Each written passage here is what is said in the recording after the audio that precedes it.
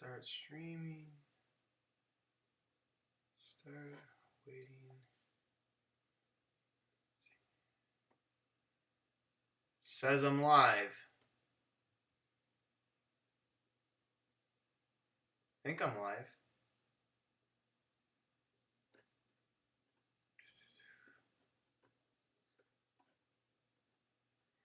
I'm not sure if I'm live.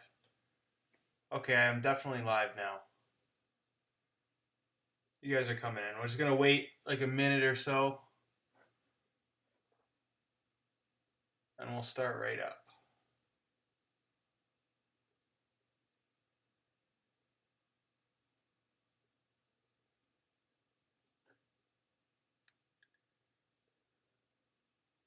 Cool, looks like we got a bunch of people coming in. Thanks for showing up right away, guys. Appreciate that.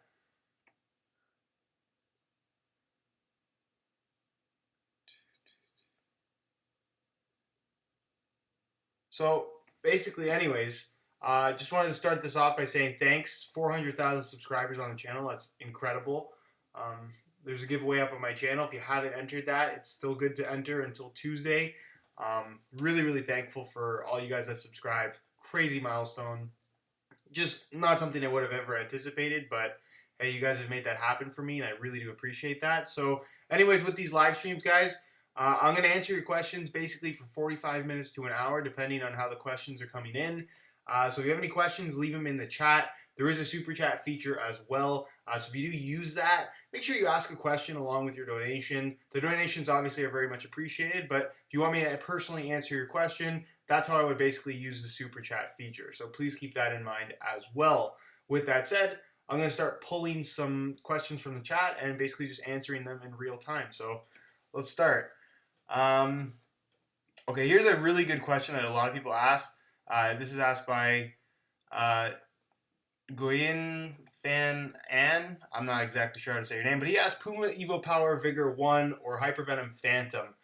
This is a really good question because these are in my opinion, two of the best shoes that have come out in 2017 so far. The Evopower Vigor 1 is an excellent boot, very unique in terms of what it has on offer, and you could really say the same about the Phantom 3. For the Phantom 3, I prefer the low cut over the mid cut, if I'm being honest with you guys. And again, as much as I like the Evopowers and the Phantoms, I think I would personally prefer to wear the Phantoms, just because it's a little bit of a thicker upper in terms of how it feels. It has a little bit more padding to it, and I just like the way that that shoe fits. It fits me really, really well. It's very responsive, a little bit more so than what you would find from the Evopowers. But in terms of the overall striking experience, I think that the Evopower has one of the best feels on the ball when shooting from any shoe that you can get. So they're both excellent boots, both really, really good in pretty much every single category, extremely comfortable out of the box as well. But for me, I think it would be the Phantom 3 as my personal favorite of those two boots.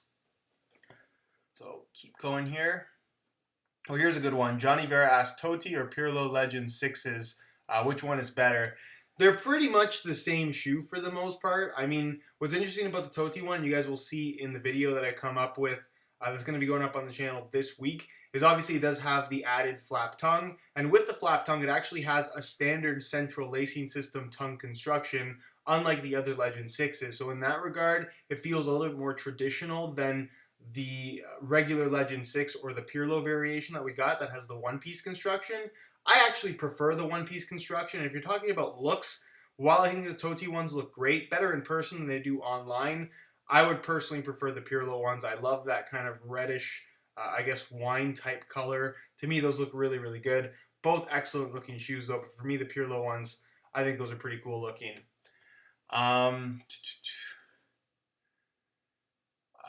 Question from Jonason's Football.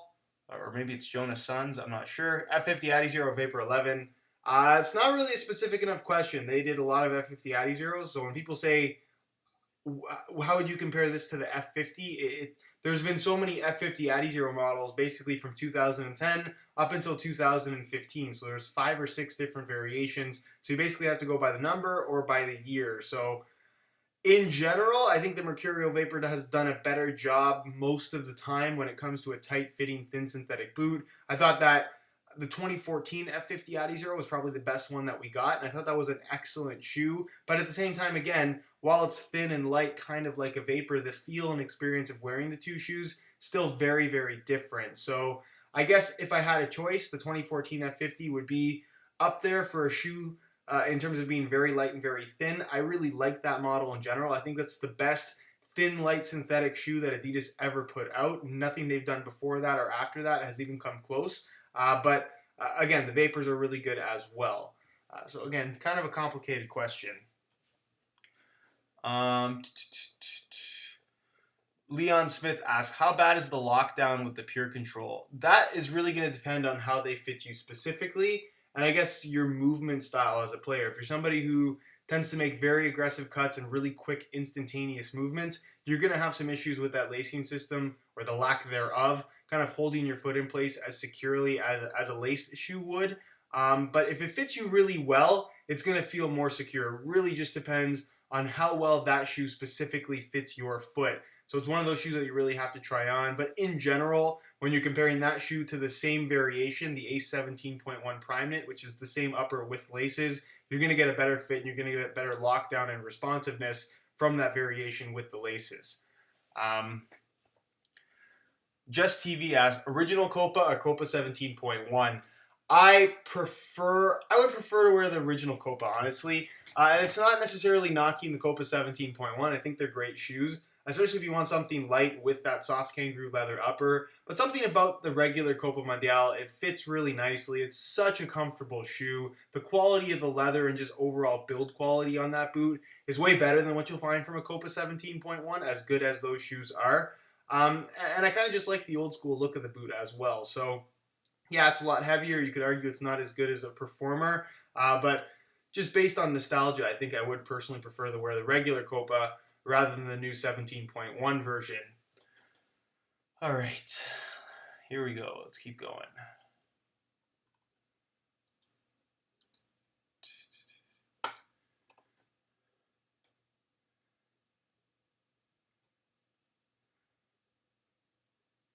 Sorry guys, chat's just moving really quickly. I'm trying to find a good question. Andrew Henton, how good is the boost on the Pure Control? A lot of people ask me about this. I talk about it in my review videos on the Pure Control. So if you haven't seen those, I go over it in more detail. But essentially, it's not very noticeable at all. It's a cool feature. It's a good idea, I think. But if you're comparing it to like an Ultra Boost running shoe, where the boost really does change the entire feel of the running shoe and provides a significant amount of underfoot cushioning that's very unique, kind of exclusive to Boost foam technology in general. When you compare that to what you get in the actual Pure Control boot, it really doesn't feel like anything special. It pretty much feels like a regular insole. Doesn't feel like Boost foam or anything out of the ordinary. If you were wearing those shoes and didn't know about Boost foam, you wouldn't notice anything that was unusual in comparison to other shoes that don't have the same technology. So overall, doesn't really make much of a difference in my opinion, based on my experience. Fitz RS, have you tried the Nike Anti-Clog Traction? I will be very, very soon. It's that time of year where the weather, where I'm gonna have like a month span of soft ground on certain days. So I'm planning on doing something with the anti-clog stuff very soon. Stay tuned to the channel for that. Whoa, chat just went crazy. Here we go. Deegan Garcia, what brand makes the best balls?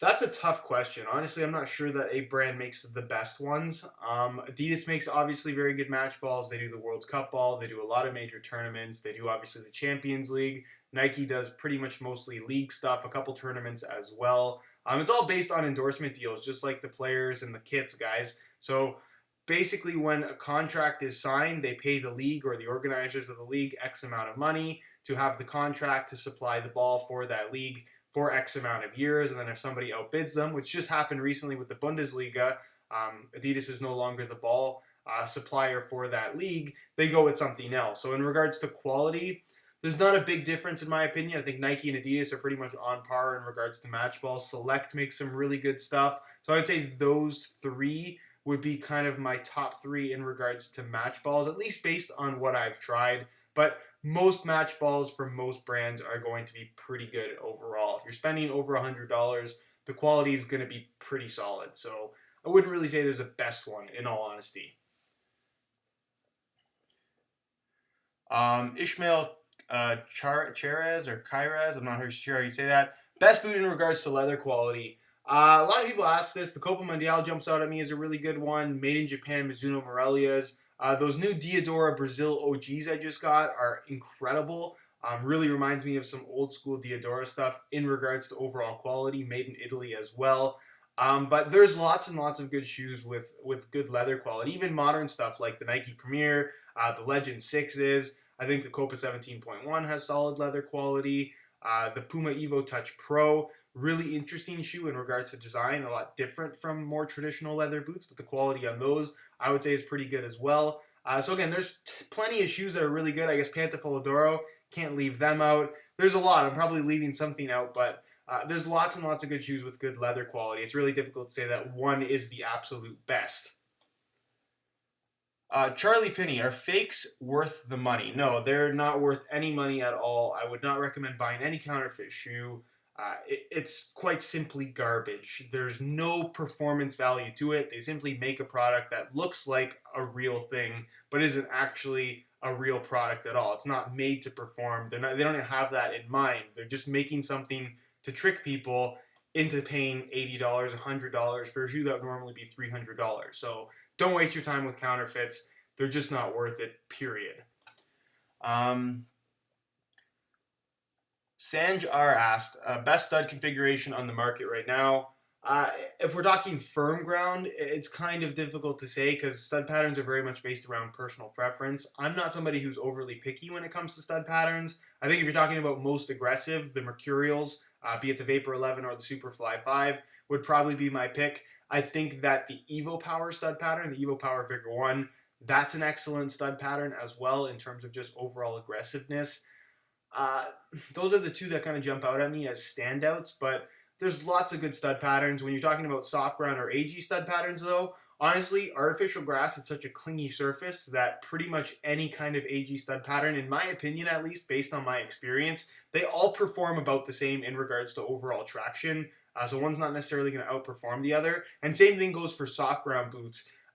Yeah, you have your mixed soles and you have slightly different layouts from brand to brand and model to model. But honestly, as long as you have those 6 screw-in metal studs that are longer, you're going to have pretty equivalent traction no matter what the variation is. So really the only major difference in terms of performance variability is going to come with firm ground stud patterns. But I would say most of them are pretty good. There aren't too many that I come across that I just don't think work all that well.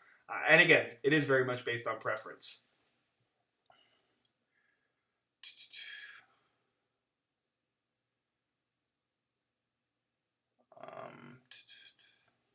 Okay, whoa. Lewis Reynolds, what is your favorite boot? A lot of people ask me this. My personal favorite shoe right now is the Tiempo Legend 6. Will that change in the near future? Not really sure. There's a lot of new stuff coming out, so I'm always excited to try new stuff. But for now, the Legend 6 I'd say is my personal favorite. PK Kim, $1 donation. I appreciate that. Didn't ask a question though, but I appreciate the donation.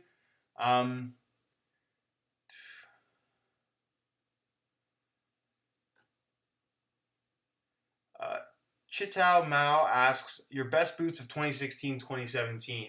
I think for this year, in terms of shoes that, let's just say shoes that are currently available, because that includes 2016 and 17, the Hypervenom Phantom 3 I'm very impressed with. I think the Obra 2 is a pretty excellent shoe. I mean, Mercurials have always been good, so it's difficult to say that those are a best ever type thing, but I really like what they did with the Nike Plate sole plate. So from a Nike standpoint, I think they've had really good releases as of late. The Legend 6, obviously my personal favorite as well, so I would throw that in there. I think all the top-end boots from Nike at the moment are pretty solid. From Adidas, I like the Pure Chaos. I think it's an interesting design that does actually work quite well. The Copa 17.1 is pretty solid.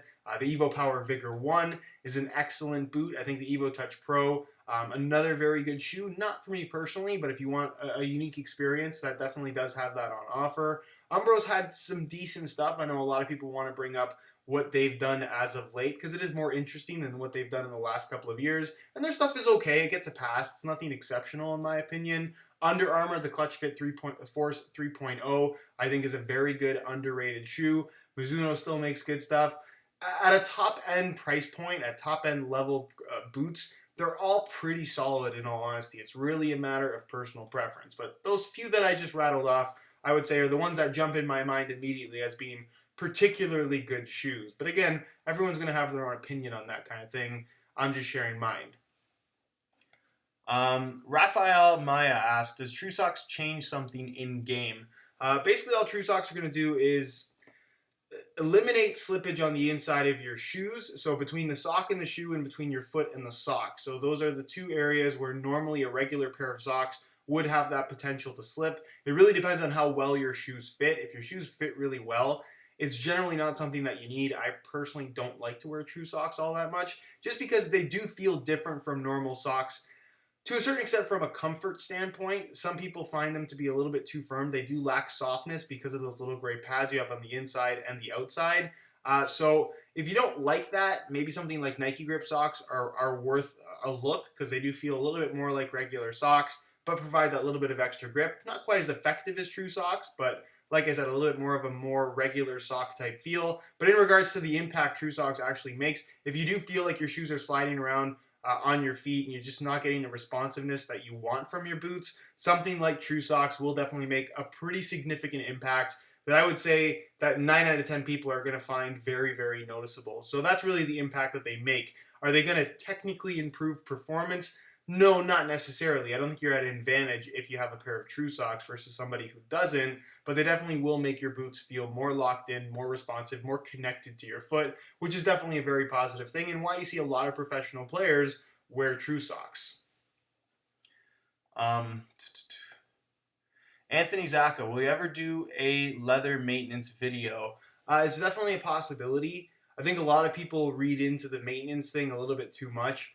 If you have a really old pair of shoes, like a Pantafoladoro type model, where it's just super old school in terms of its design and the leather is kind of untreated and you got to just take care of it, yeah, that's where maintenance can be really, really difficult. But for most leather shoes, in all honesty, like a Legend 6, for example, even a Copa 17.1, because it has the liners, because it is newer style materials, really all you have to do is keep them clean and let them dry out properly. You don't leave them in your bag or anything like that. So as long as you're doing that regularly and you're not letting the shoes sit in a ton of mud or something like that, as long as they're clean, you're not going to have too many issues. So that is basically the advice that I have for you, is just keep them clean and you shouldn't have to worry about too much else. But yeah, I definitely might do a video on that, because I know a lot of people do ask about it. Push Aventon, who has better running shoes out right now? The running shoe thing is something that a lot of people get really heated on. I'm not sure why it's such a controversial topic. A lot of people would argue the Ultra Boost. A lot of people would argue Nike Freeze. A lot of people would argue something from New Balance or Brooks or Mizuno. Some of these more hardcore running brands, let's say, and that's the only thing that they tend to focus on. But I honestly don't have a strong preference for a specific type of running shoe. I generally don't like running in stuff that's really heavily cushioned, so I'm happy to run in a lot of different things. So I'm not sure that I'm the best in terms of overall opinion, but everyone's going to have their own opinion on this kind of thing. I would say that for running, honestly, one of my go-to shoes is the Nike Lunar Caldra, which is actually a training shoe, not a running shoe. But I don't really do a lot of long-distance running. That's not something that I personally like to do. I find it extremely boring. Is it good for you? Yeah, I guess to a certain extent, if you are training specifically for soccer, there is value to that. But I'm not somebody that's going to go out and just run 10 miles in a day. I just don't have the attention span for it. It's not something I regularly like to do. So for me, training shoes where I'm doing sprints and changes of direction, stuff like that, that's what I'm doing the majority of my running in, if I'm being completely honest with you guys. So I'm not sure that I have a specific answer to that question. I'm not sure there is an answer to what the best running shoe is. Erdis Kraja, I'm not sure how you say that. What do you think about New Balance? I think New Balance is a brand that They're reminding me of Under Armour right now in terms of starting out. Obviously, Warrior first came onto the scene, and then they just switched from Warrior to New Balance. So they're not completely new. They've been in the game for a couple of years now. Although Warrior never had anything that I would say was super successful. Some decent stuff, but nothing that really caught on. Nonetheless, with New Balance, I thought the original Vizaro was pretty solid. But everything since then hasn't been the greatest. The Furon 2 that they currently have out is pretty okay as well, but nothing groundbreaking. The new Vizaro, I don't really care for it. And the original Furon, I thought was one of the worst shoes as far as top-end boots were concerned at that point in time when they were still available. It just wasn't a shoe that I found to be very comfortable. Super stiff upper. Didn't like the way they did the burrito-style tongue. It just didn't work out for me all that well. But some people did have it and did like it. But for me, New Balance, they're trying new things, but they're not necessarily doing anything groundbreaking or anything that I think is particularly interesting or all that great. They're going the synthetic route, but we haven't really seen any synthetics from them, in my opinion at least, that have been overly interesting or good enough to where I would want to wear that shoe over something from a bigger brand also doing synthetics. So I'm hopeful for them. I hope they stick around. I'm curious to see what they have up their sleeve next. But as of right now, what we've seen from them recently, not crazy about them.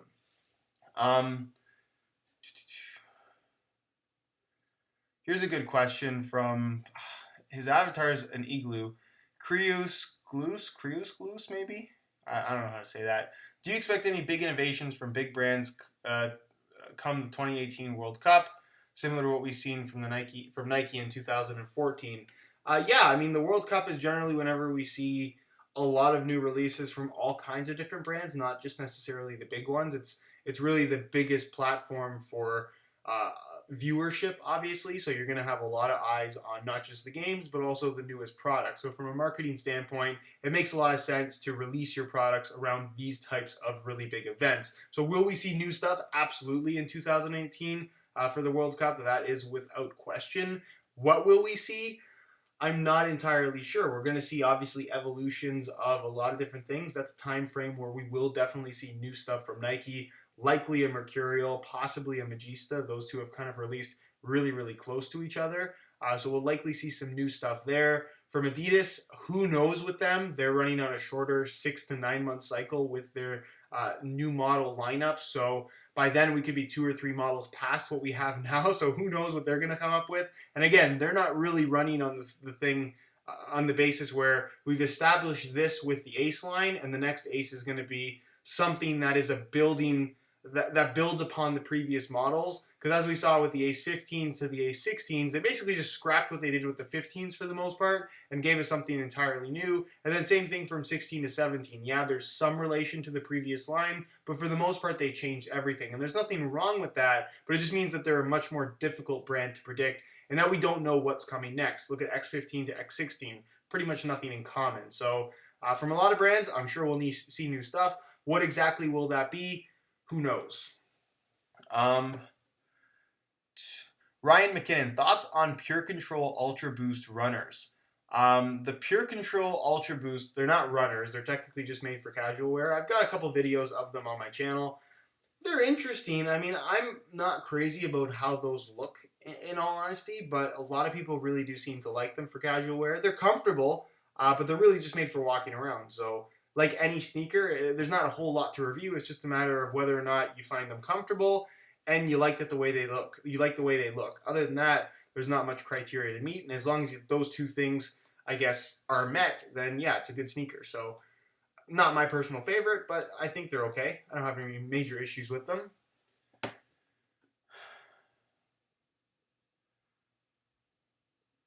lot of questions about Pure Controls lately. Emiliano Flores, what would you improve in laceless boots? So I guess it talks about the Pure Control again, and I'm sorry to talk about this shoe so much, but what would I improve in laceless shoes?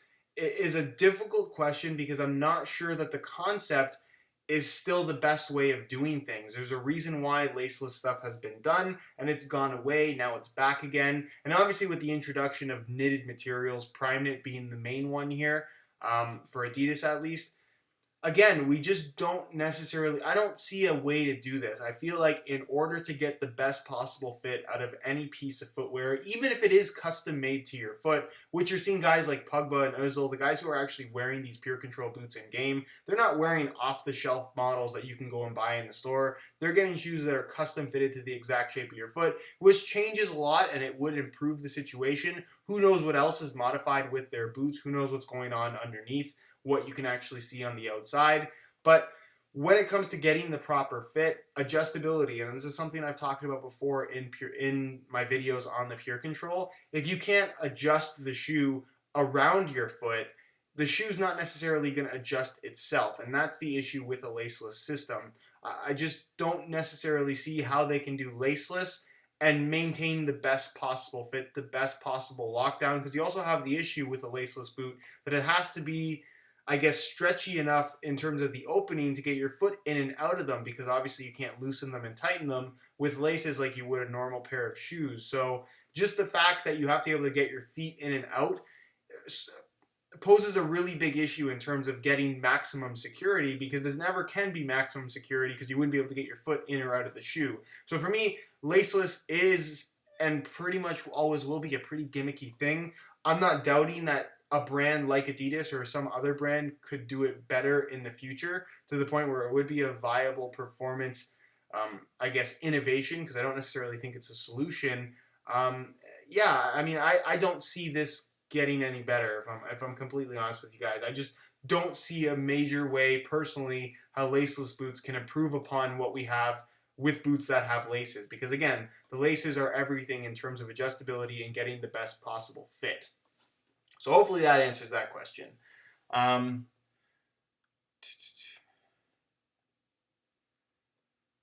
Mr. Awesomeness, would you rather get endorsed by Nike or Adidas? I would rather get endorsed by whatever brand wanted to pay me the most if I was a professional player. And I think that's how everyone should really view it. I mean, if you grew up wearing Nikes and you get pro, you turn pro, and Adidas offers you a couple $1 million more than Nike does, go wear Adidas boots, guys. That's really how I view it. So honestly, that's, and if you're a professional player, if you're playing soccer or football for a living, you're only going to have a short window to play that game, and you need to make as much money as you can within that short window. So with endorsement deals, it really should be about who's going to offer you the most amount of money, and from there, the brand's going to be able to accommodate you based on what you want in a boot. PK Kim again with another $1 donation. I'm not sure why you're doing that, but thank you very much. I appreciate that. Didn't ask anything, just a simple donation. Let's see.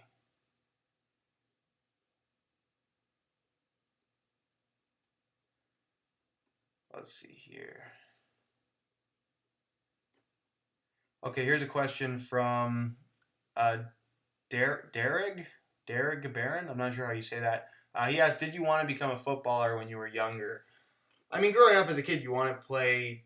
I played sports. I played soccer and I played hockey. Both at, I guess, fairly competitive levels. I mean, yeah, I enjoyed playing sports growing up. I still enjoy playing sports. It's become a big part of my life, obviously. Did I ever try to pursue going professional and try to make that kind of a major goal in my life? I can't say that I necessarily ever did.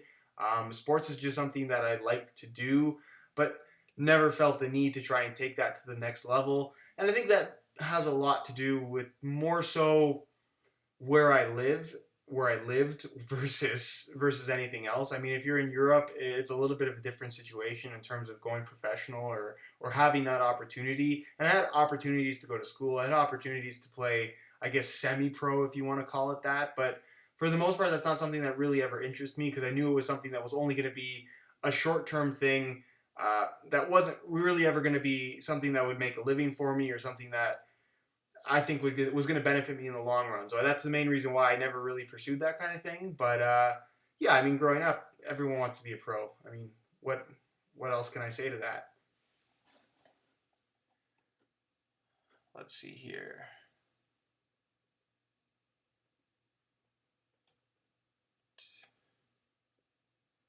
Michael Vallejo, is the Adidas glitch worth it? In my opinion, no. I mean, if you live in London or you live in the UK and easily able to get access to a pair of Adidas Glitch and you really want them, I mean, I guess you can get them. But in all honesty, and I've talked about this before, it's basically a pure chaos deconstructed where the inside comes out of the outer shell of the shoe, and then of course it doesn't have laces. So it's more difficult to get on than the Pure Chaos. It doesn't have as good lockdown because of the laceless system, and it also weighs almost 3 ounces more than the Pure Chaos, and it's also stiffer. So if you're asking me, comparing the two shoes side by side, it's also more expensive as well. So for me, the Glitch, it's cool looking, it's a cool idea, but from a straight up objective performance standpoint, the Pure Chaos is a better performing shoe. It's a lighter shoe. It fits better. It's more responsive. It's lighter and it's cheaper. So for me, is it worth it? If the Pure Chaos is an option, I would get the Pure Chaos.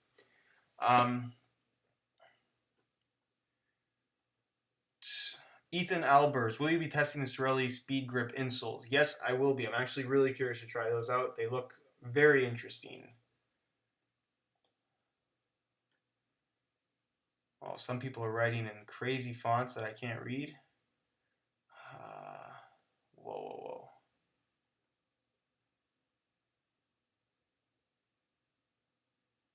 Let's see here.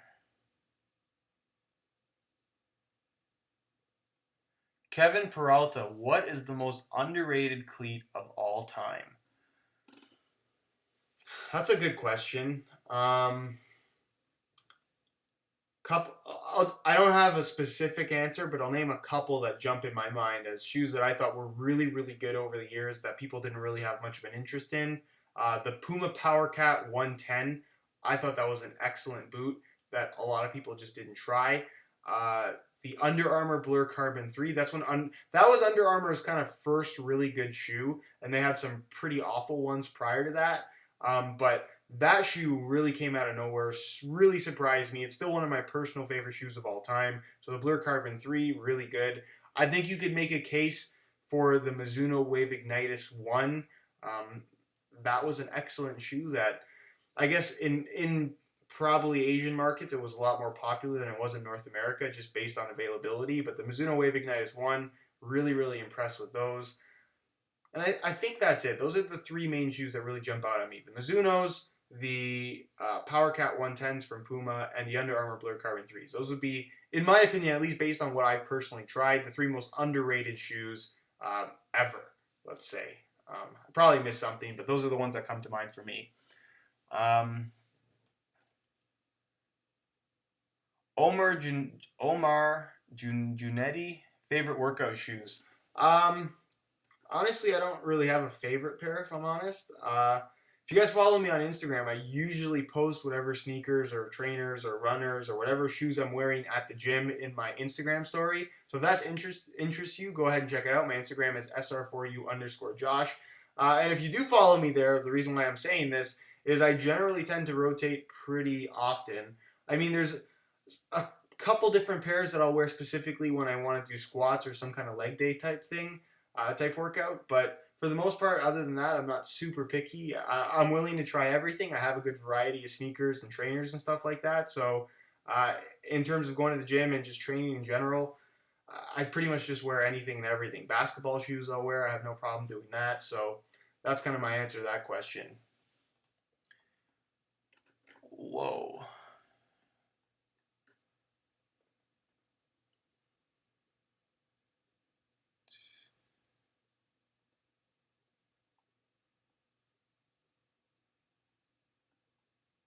Okay.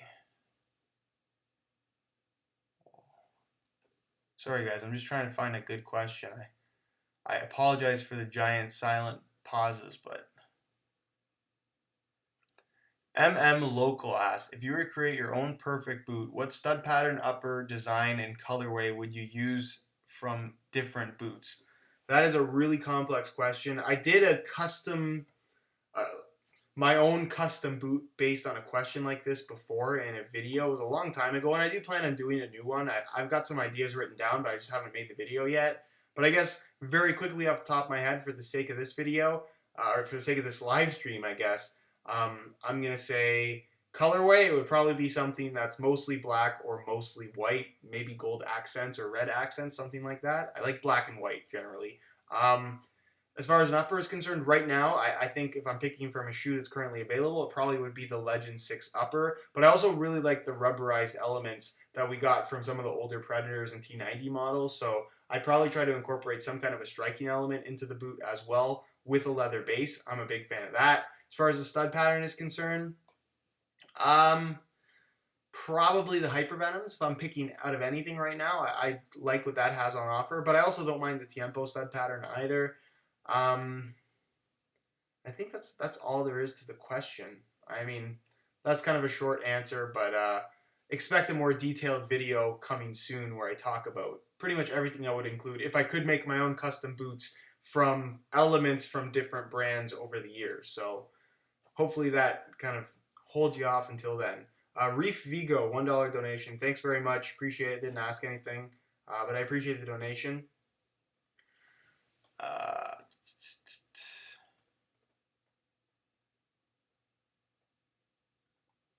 Luka Vidakovic, best looking boot of all time. I made a video actually, top 5 best looking shoes of all time, in my opinion, and a lot of people disagreed with me. And I think when you ask this question to somebody, it very much depends on their age and what they grew up with in terms of new release boots. So I picked stuff like Predator Pulses, some older T90 models. I picked shoes that I guess if you're 16 or younger, you're not necessarily going to know too much about them, or you're not going to find them the most attractive just because they are not the newest thing anymore. A lot of people really like the newest stuff in regards to overall look. So I made a video on that. If you want to check it out, it's up on my channel. But yeah, some of the stuff that I think is really good looking is nothing that is out right now or very recent releases. It's stuff from 4, 5, 6 years ago, some even older than that. So that's what I like.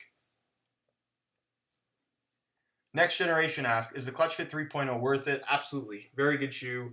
Super underrated. One of the best releases of 2017. Very comfortable out of the box. Just a unique shoe in general. So yeah, absolutely I would recommend the Clutch-Fit 3.0. Or the Clutch-Fit Force 3.0. Avi Nash asks, Josh, is it fine to wear 2 insoles for better fit?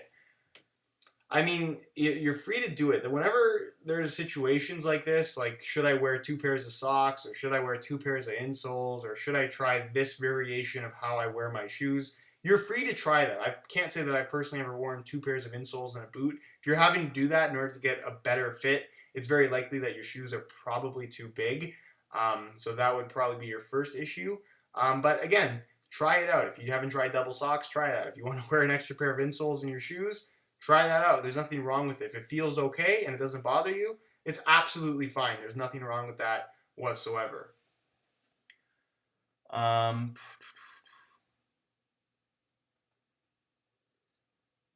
El Duarte plays, do you have Yeezys? No, I do not. I do not have a pair of Yeezys. I'm going to try and get some, though. If I do get a pair, would you guys be interested in the video? Let me know.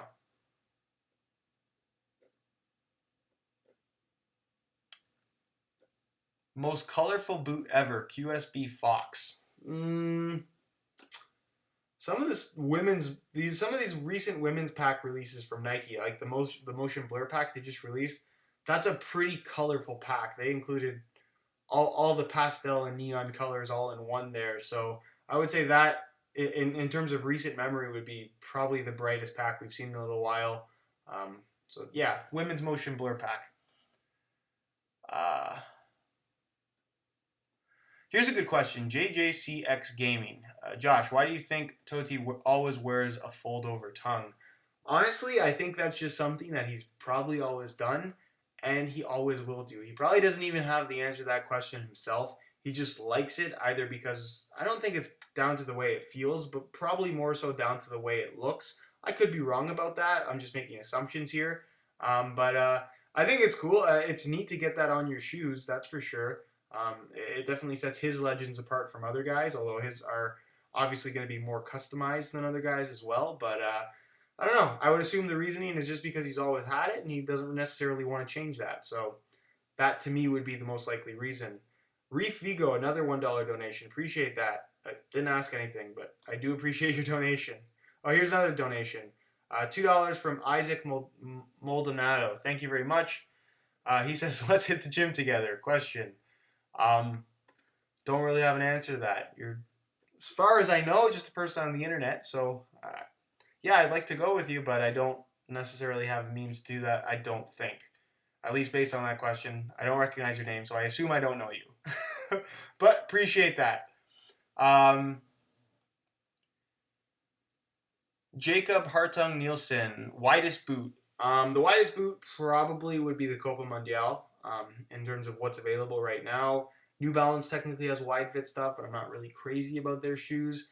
Leather shoes in general are going to be better for wide feet. Nobody technically makes a shoe specifically made for wide feet or regular width feet or narrow feet. They try to make shoes based on, I guess, average feet, average shapes. They try to make shoes that fit most people. So most shoes will fit most people, but if you do need something that is particularly wide, something with a leather upper that'll stretch and be a little bit more forgiving after some wear time is definitely going to be your best bet.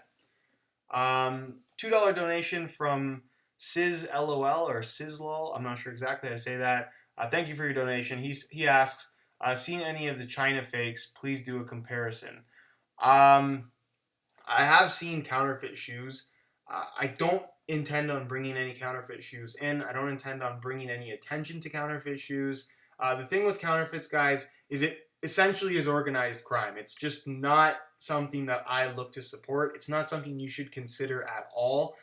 So it's just not something I really ever intend on reviewing on the channel. If you're comparing a counterfeit boot to the real thing is going to be completely different. Yeah, the counterfeit shoe might look 90% of the real thing, but looks have nothing to do with actual materials and performance and the main reason why you buy these high-end shoes in the first place. So definitely would not bring in a counterfeit, and I would not recommend them either. So hopefully that answers your question, and thank you very much for your donation.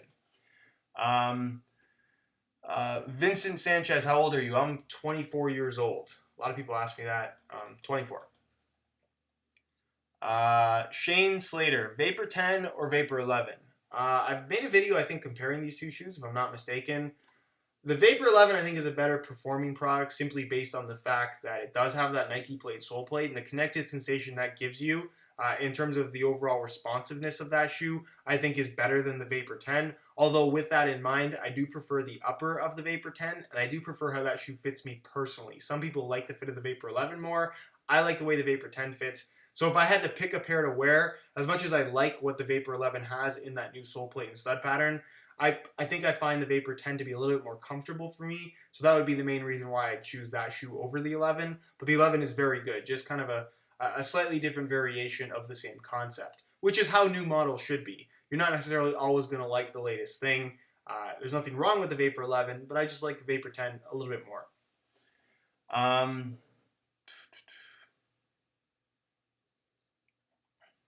Let's see here. Here's a good question from Jewis or Jewies. I'm not Jois. I don't know how to say these names. I'm so bad.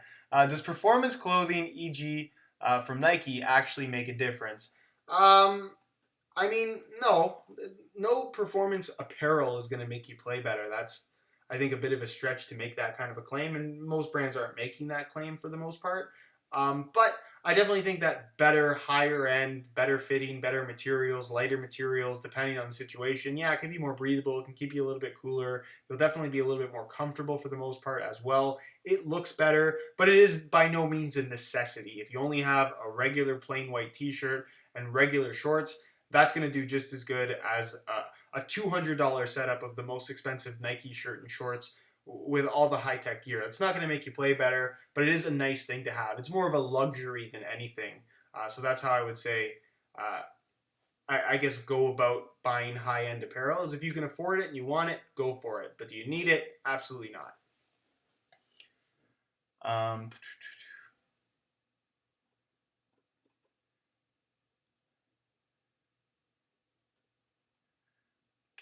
Caden Bomey? Is it a bad idea to cut a hole in the back of the collar on my Mercurial Proximo indoor boots? It's pinching and giving me bad blistering every time. Is it a bad idea to cut a hole in your shoes? I would say in general, yes. It's generally not a good idea to do that.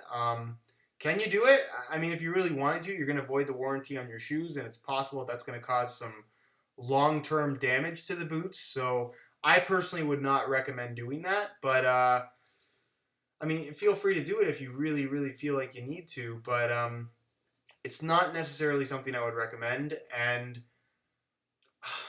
what you're experiencing is more so just a break-in process. So I assume the shoes you're wearing are fairly new. It's something that should go away. I would say just make sure that you're wearing socks that cover that area of your foot. Wear regular length socks, full length soccer socks or crew socks. Don't wear ankle socks or any of the mid-cut stuff because that's when you're going to run into issues with rubbing and potential blistering. So that would be my answer to that. Zach Ashtiani asks, do you think ACC is worth it? Well, I mean, that's not a great question just based on the fact that if you buy a top-end model, ACC is included. You're not actually paying extra for that. Because I think the difference between top-end models from Nike and the lower-end ones is pretty significant. But do I think ACC is a major feature? No, not necessarily at all.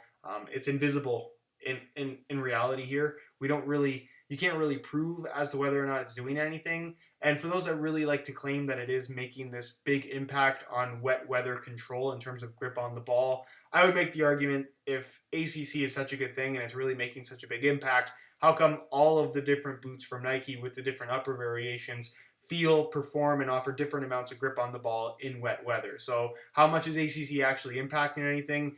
I would argue very, very little, if none at all. So for me, it's not a big deal. But you get it on the top-end models from Nike, and if it's not making a negative impact or a positive impact, I really don't have an issue with it. It's kind of just branding on the shoe as far as I'm concerned.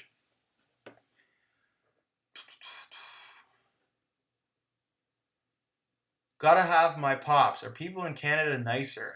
I don't know.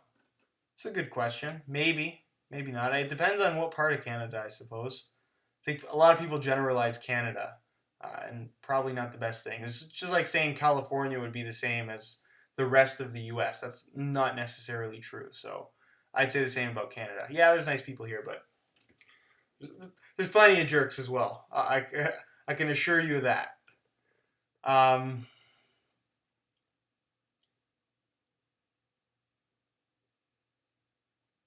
Spiros Clocadis, best predator ever for you. Unfortunately, I haven't been able to actually wear every single predator. I think in terms of the ones that I have worn, the Predator Mania would be my choice. So kind of an uninteresting, fairly common choice. I think a lot of people have the Predator Mania as their favorite. I thought the Accelerator was a really cool shoe. The Precision is a really interesting boot. I actually really like the Predator X. I know it's not the most popular shoe in the world. And I also really liked the Predator Instinct. But I think if I'm picking a Predator, out of all the ones they've ever released, it probably would be the Mania. But big fan of the Instinct as well. It's actually a shoe that I still go back and wear when I'm not testing stuff out. Really, really interesting. Incredible Hulk asks, best lightweight leather boots. Honestly, right now, I think I might say the Copa 17.1, just based on the fact that it's relatively light, you're in the 7-ounce range, and you actually get good quality kangaroo leather and a good amount of leather as well. You could say something like a made in Japan Mizuno Morelia, but you only get the leather in the toe box forefoot area, and that's the case with a lot of these lightweight leather boots. So for me, I think it might be the Copa 17.1.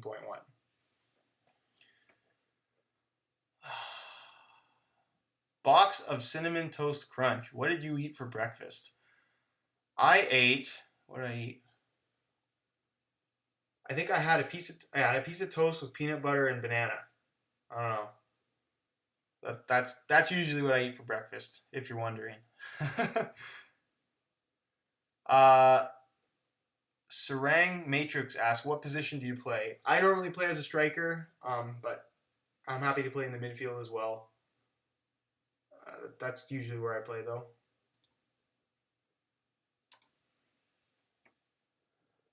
Jack MC, do you like playing football? Yes.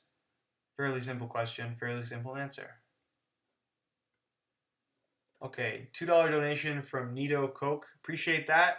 Maybe it's Coca. I'm not exactly sure. But I appreciate the $2 donation. He asked, Morelia Neo 2, good or bad, narrow or wide? They're good shoes. Pretty much everything from Mizuno high-end is very, very good.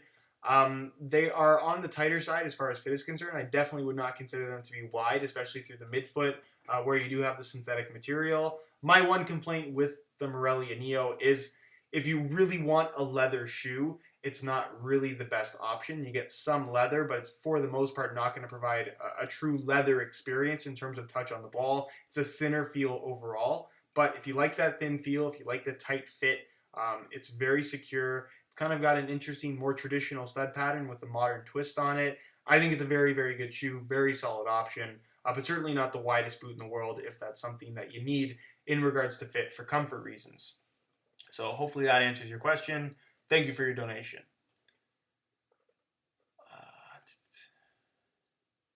Dylan Techers, are more playtest videos coming? Yes, very soon. I'm going to be working on those very shortly. I think the snow is done. So it's just a matter of getting on fields. A lot of fields are either mud puddles or kind of submerged in water, just not really the greatest condition right now. And the issue is actually getting on fields. A lot of fields technically won't be officially open for another month or two. So I'm going to do my best to get on a field, hopefully not get kicked off, and see how the conditions end up being. So yeah, playtest videos and more outdoor videos, tutorials, shooting stuff, that's coming very, very soon. Stay tuned to the channel.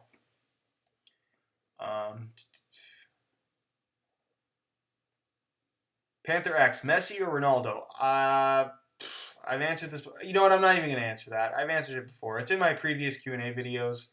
I think it's titled Messi or Ronaldo. So if you want to see the answer to that, go check out that video because that's a long answer and I don't feel like answering that.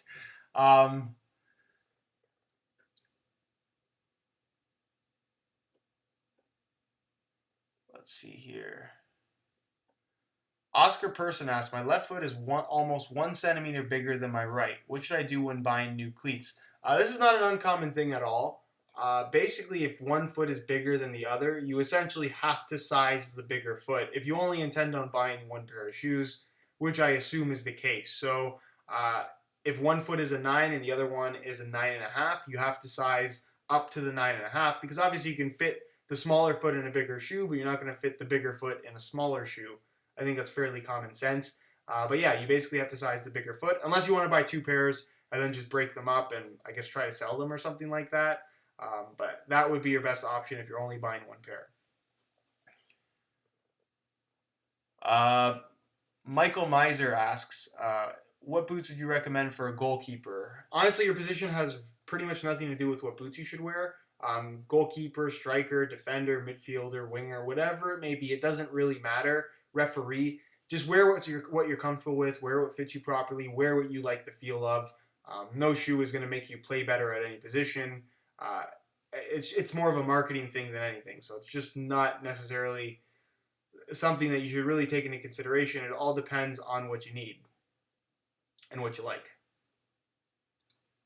Let's see here.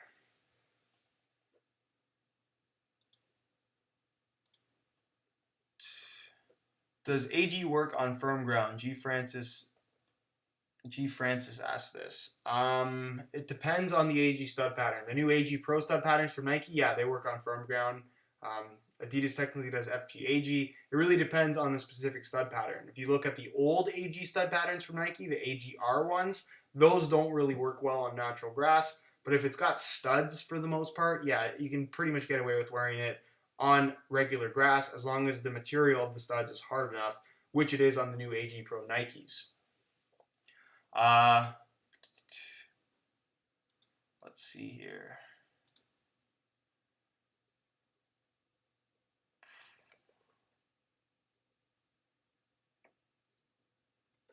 Okay, just looking for a good question.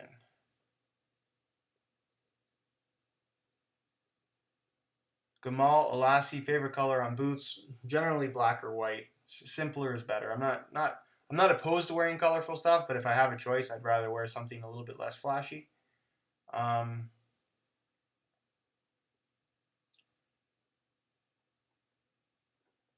She Ram asks, best ankle braces. Honestly, I've never really worn or played in ankle braces.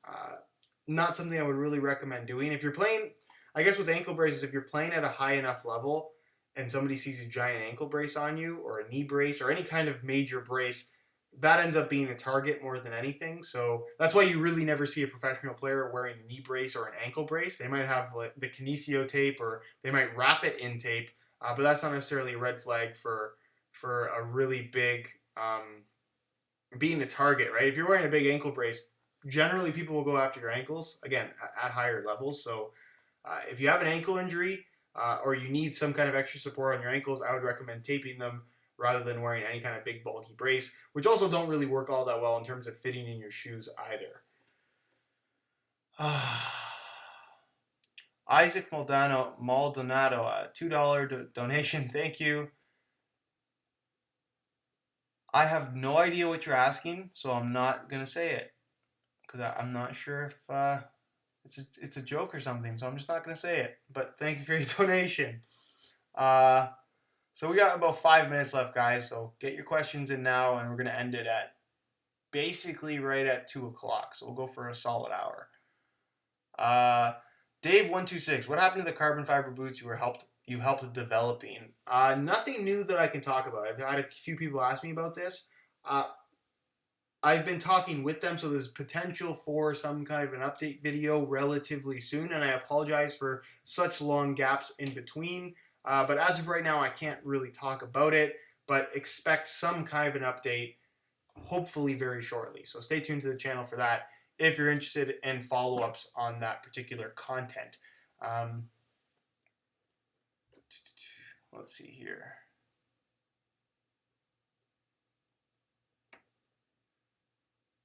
Whoa. Spencer Brecht, best boot cleaner. Honestly, I don't really use specific products. I pretty much just water, a rag, and a toothbrush is all I really use for cleaning. You don't need a specific type of soap or something like that. If you want to use soap, you can, but for the most part, you don't really need it. Like I said, water and a toothbrush for the most part is going to solve pretty much all your problems. It just takes a little bit of time and effort. That's the best way to clean shoes. Mun Ilakuja, he sent 10 SEK. I'm not sure exactly what kind of currency that is, but I appreciate your donation. Thank you very much. He didn't ask anything. But again, thank you very much for your donation. Next generation, what do you think is the best vapor ever to come out? That is a really good question. And I think what Nike has done an excellent job with every single Mercurial vapor, because we're 11 models in now, is I think for the most part, they got better with every generation. I mean, a lot of people are going to argue that the Vapor, the original Vapor 1, even the Vapor 2 or Vapor 3 are some of the best of all time. But those shoes had some serious issues in regards to comfort, in my opinion. I've tried them all on. I haven't necessarily played in them all. I played in Vapor 3s. But again, I found them really, really uncomfortable. And I think that the Vapors now, they're lighter, they're thinner, they fit tighter. They're definitely more comfortable given all those improvements as well. So I think the latest Vapors are the best ones that we've had, be it the Vapor 11 or even the Vapor 10. That, again, is more of a preference thing. But there also are some Vapors over time. I think the Vapor 4 SL was a great looking shoe. I really like that shoe in general. Although, looking back and even trying them on now, they definitely don't fit as well as the current stuff does. So it's really a matter of opinion, but I would say that the latest Vapor is generally the best Vapor that Nike has ever put out. So that would be my answer to that. So 2 more minutes, just a little bit more here. Calvin Franciscus, what is the benefit of a smaller sized ball? I assume what you mean, what is the benefit of training with a smaller ball? It just makes things a little bit more difficult. So when you go back to a regular size, a full size 5 ball, it'll make things a little bit easier technically. If you're just learning, I would recommend learning with a regular full-size ball. But if you feel like you're not being challenged enough, or you just want to try and challenge yourself more, using a smaller ball definitely can make things a little bit more difficult, which in turn can help you train and improve your skills. So that would be the reasoning for training with a smaller ball. Although that would be just for juggling or something like that. I wouldn't necessarily shoot with a smaller ball and do like a whole shooting training session with a smaller ball. That would be kind of a waste of time. One more question, and that is it. Okay, here's a good question to end it off in. Nehemiah Shifra, I think that's how you say that. What is the worst cleat you've ever tried? I think the worst shoe I've ever worn, I guess that's a tough question. Under Armour's had some shocking stuff over the years, I'll say that. I really wasn't impressed with the New Balance Furon, the first one. That wasn't an impressive shoe at all. The Diadora Cambio, which is kind of like the Glitch, but on a much more lower end scale, let's say, that was a pretty awful shoe. One of the worst shoes I've ever put on, just from a comfort standpoint. And I think that's it. Those would be the couple that jump in my mind as being particularly bad shoes that I just didn't want to wear, or didn't find them comfortable at all. So those would be my answers to that. So that is pretty much it, guys. I'm gonna end this off right here. Thank you very much for watching. Thank you for those of you guys that donated. I appreciate you guys that came here and watched the live stream. Hopefully you found it enjoyable. Again, I can't answer everybody's questions. I apologize for that, but I do my best to answer the questions in the comments of my videos. So if you do have questions regarding any of the stuff that I put up on the channel, be it product reviews or other stuff like that, leave them down below in the comments. I'll do my best to answer them as I can. But again, thank you so much for watching. Hopefully you enjoyed the live stream. Let me know down below in the comments once this goes live, what would be a good time for you in terms of live streaming, because I'm trying to do these at different times because I like doing them. I find them fun, but I want as many people to be able to participate as possible. And obviously there's not one time that's the best for everybody, but let me know your suggestions down below in the comment section. Thank you for watching. Thank you for your support. 400,000 subscribers. Still can't believe it. We'll see you in the next one. If you enjoy these, be sure to leave a like on the video, and we'll see you in the next live stream, guys.